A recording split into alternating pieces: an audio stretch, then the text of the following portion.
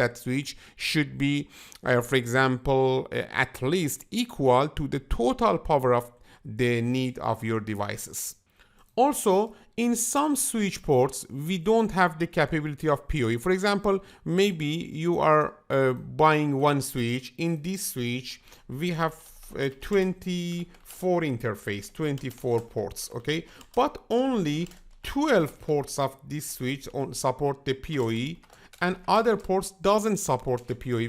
We can say 12 ports are PoE or power over Ethernet capable, and 12 ports, okay, are non-PoE. This means that you cannot connect to these ports the PoE devices. Because of that, you need to consider the number of switch ports in your device that support the, for example, power over Ethernet. Also, the switch power supplies, this is exactly the same thing that I have explained before. You need to consider that this switch is a PoE capable, and also the total power of this switch is, for example, sufficient for your requirement. For example, here, look at here, in this switch, when you are using show power in line, you know that until now we have used only 10 watt of power. Here we have available power. This is the total power, or maybe the default power that we have in this switch, 370 watt. Because we have used 10 watt,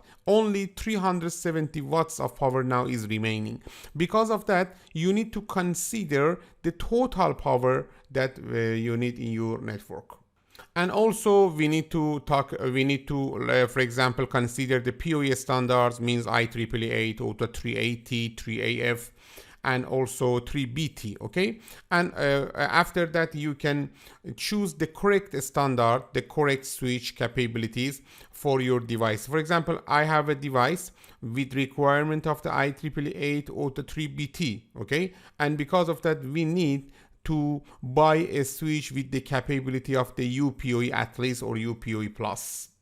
Here you can see PoE standard versus actual. What is the meaning of the actual power requirement? You know that, for example, we have a switch with the, for example, PoE capability, means 15 watts, okay? This is a switch.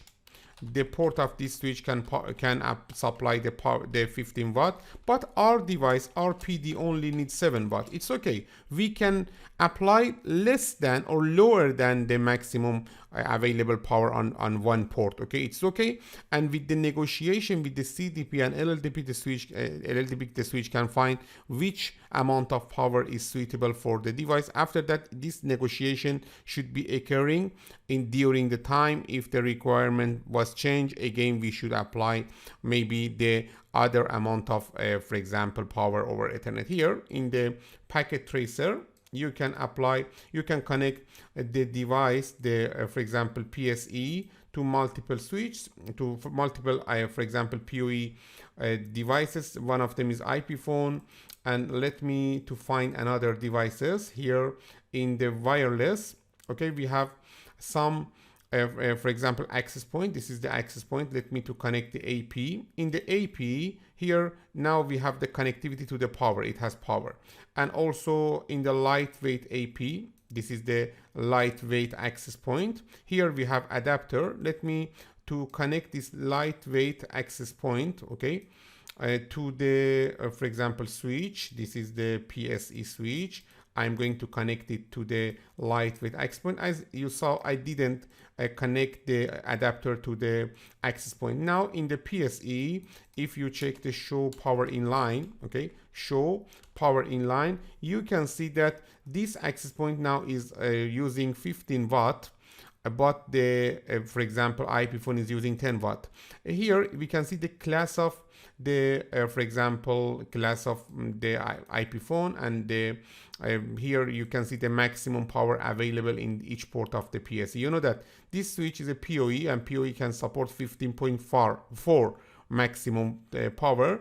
And as you can see, the iPhone is using 10 watt, and the access list is using the 15 watt. Or maybe you have another device that needs a lower amount of power, and because of that we don't have any problem, because the switch can apply lower power, but the switch cannot apply more than 15 watt in one interface. Don't forget, if you attach, for example, one device with the requirement of the 30 watt power to one interface, that device cannot work and the device cannot be enabled.